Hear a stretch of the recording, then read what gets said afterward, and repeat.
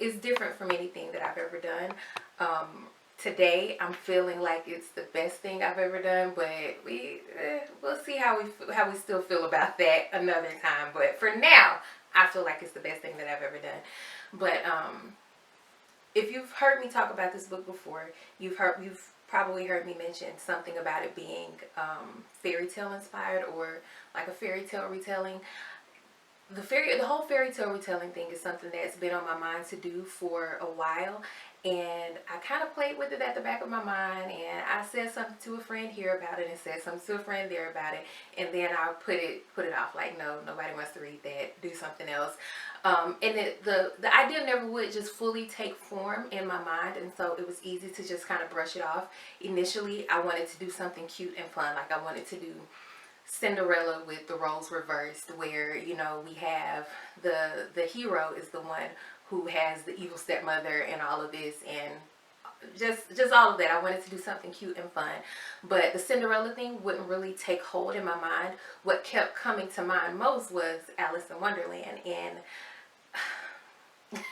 I don't personally know anyone who Alice in Wonderland is like their favorite fairy tale, Disney movie, whatever, you know, whatever umbrella all of that falls under, but it's what just kept, it's what stayed firm in my mind, and so I ended up going with it.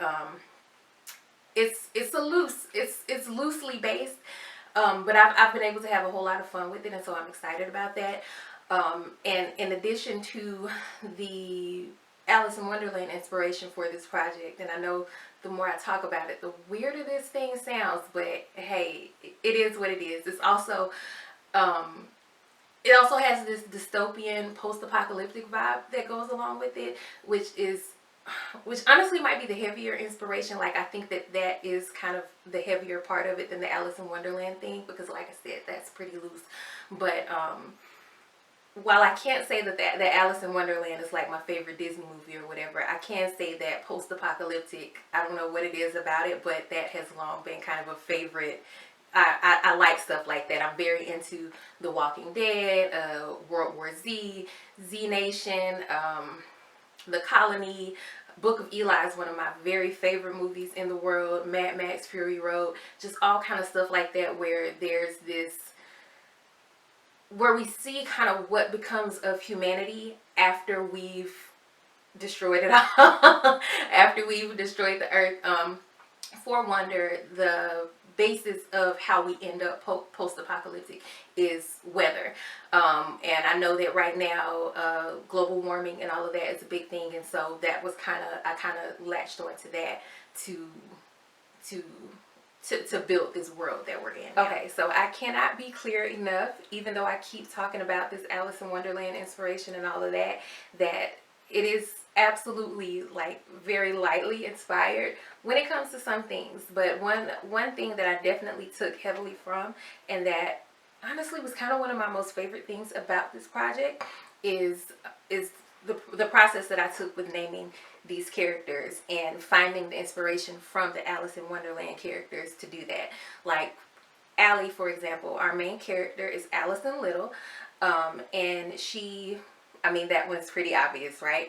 But then we go to the Queen of Hearts, who is typically the villain in Alice in Wonderland, and we have Ruby Hartford, who is this character who is just, I was telling some of my friends who've read this project already how I usually don't like for there to be like anybody that's kind of more, I guess, more dynamic and in some ways more interesting than the heroine in the project. But when it comes to Ruby Hartford, I am fully okay with her being just her baddie self, and Ruby is absolutely one of my favorite people. One of my favorite characters. I say people, one of my favorite characters in this project. And then kind of opposite Ruby, you have Francesca Catlin, the Cheshire Cat, who kind of has this little, you know, she has this little sneakiness to her. You don't know whether to trust her or not. You know, is she friend or is she foe? You have to kind of figure that out with her. And which was really fun, kind of drawing those parallels between her and the Cheshire Cat character from the book and from the movie. Then we have the twins, And I'm laughing. It's when you read this project, you'll understand why I'm laughing. But we have the twins, D and Dim, and then we have our caterpillar character, Mr. Blue, who is going to give you all these vital tenets, our hookah smoking. I'm trying to talk about these characters without giving too much away. Then we have our hero, Maddox Hatcher, who doesn't have a whole lot of parallels with the Mad Hatter character, which we don't want him to have too many, we don't want him to have too much going on with that. But not just them, but other characters like our White Rabbit Bunny. Her name is Arlie, and Arlie is like a field full of rabbits or something like that. That's where I got that name from. And then we have Nadia, who's Alice's sister, Alison's sister in my book. But in the Alice in Wonderland book, Alice has a cat that she owns named Dinah, and she speaks to this cat. She says different things. She's wondering, what would Dinah think? And when she's talking to the dormouse, she's offending the dormouse with talks of this cat. But I didn't want to use the name Dinah, and so I mixed it up a little bit and added an extra A, and that's how I came up with Nadia. And speaking of the dormouse, we have the character Mosley, who you'll meet Mosley, and I think that you're gonna love Mose. We have the March Hare Harriet, who is one of Alice's sons, who is one of Allie's co-workers. We have her boss Lori, named after the Lori bird. We have this con man that Maddox is going to talk to, who's named after his name is Walter, after a con man who's in the book. We have this trio who are named after the Jabberwocky, the Bandersnatch, and the Juju bird. We got Juju, Bands, and Jab, and I just really was able to have a lot of fun with that. And so that's one thing that I really liked about it. But another thing that I really liked about this project with regard to the characters, I already talked about Ruby. I talked about Chess a little bit. Maddox is one of my favorite heroes that I've written to date. He's absolutely this tough guy, but he is so sweet at heart. I made a joke to one of my friends that Maddox is the type of guy who would like kill somebody next to you, but then make sure that he didn't get any blood on your shoes. Like, he's that type of guy, and that might sound a little scary now that I've spoken this out loud. It sounds a little scary, but no, Maddox is an absolute sweetheart. I think that, like I said, I think he's one of my favorite heroes that I've written to date. And then we have Allie, who is kind of a departure from the heroines that I have been writing lately. A lot of my heroines in 2018 were women who were over 30, very mature women who were very, I won't say that they were settled, but they were very, very confident and just very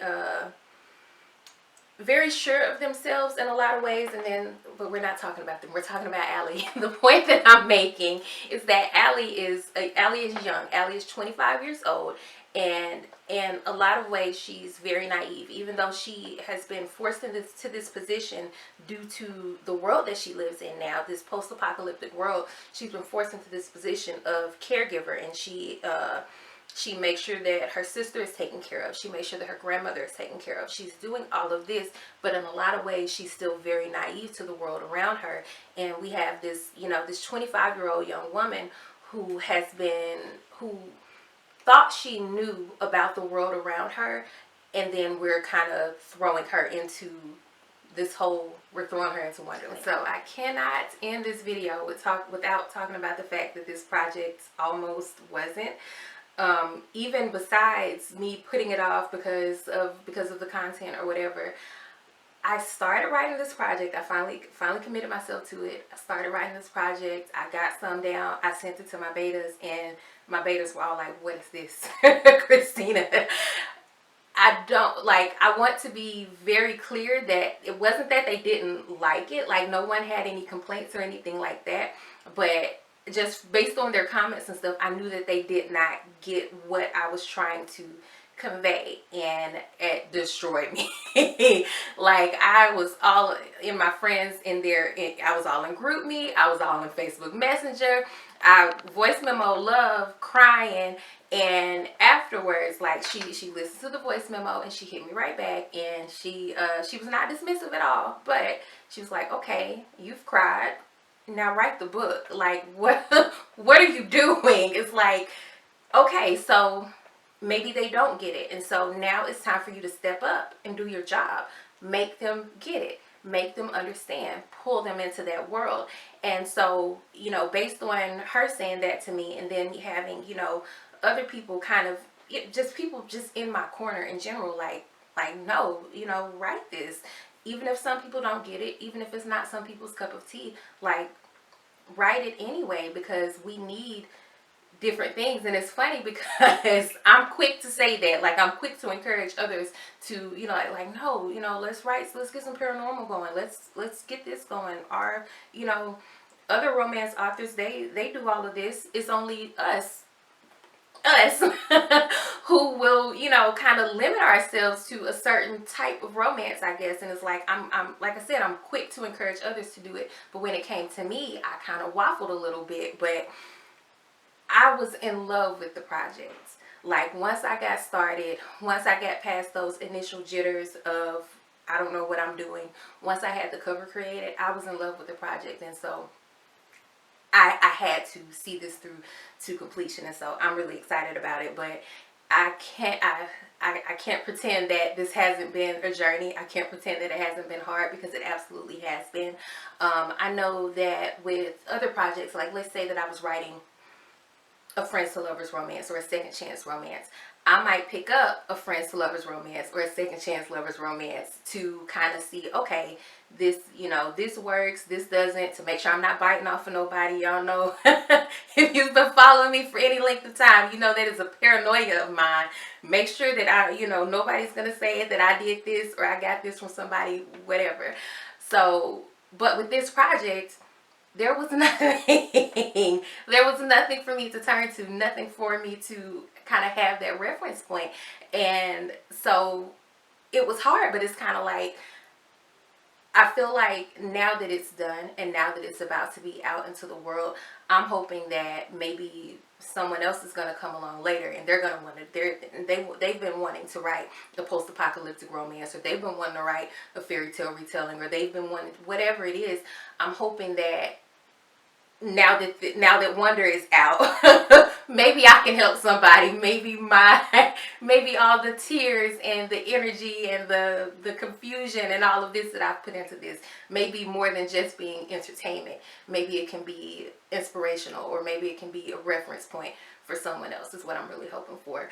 But that's pretty much it. I'm looking at my little notes and I think that that's mostly it. I'm going to tell you now that if you read Wonder, which I'm hoping that you will, if you read Wonder and you enjoy Wonder, which I absolutely believe that you will, don't go into it looking for a contemporary romance.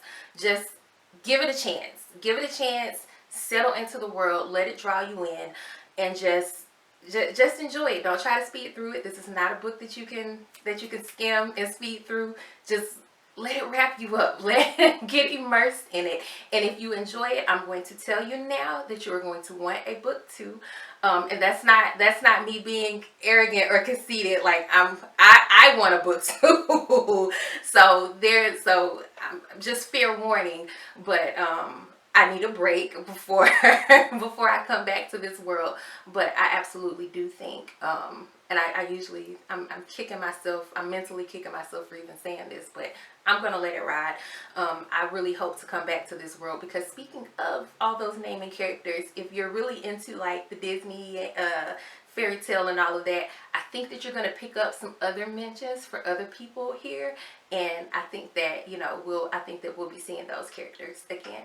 But in any case, as always, Wonder is not available on Amazon yet. Do not go to Amazon. It is not available on Amazon yet, but it will be within the next week. I'm still working through the editing process and all of that on it, but it's really an amazing project, and I will be a little conceited with that. It really is an amazing project, and I hope that you enjoy it as much as I have enjoyed bringing it, you know, finally bringing it into fruition. And as always, I think that's it. As always, thank you so much for listening to me ramble and all of that, and I hope you have a great day.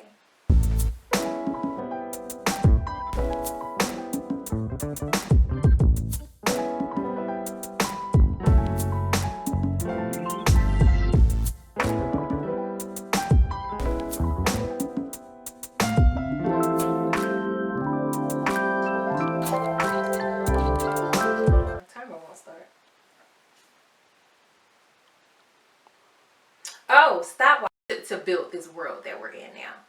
I need to I needed to break for a second. Alice in Wonderland into what's wrong? No. I'm messing up. All right, smile, laugh. That feels so weird.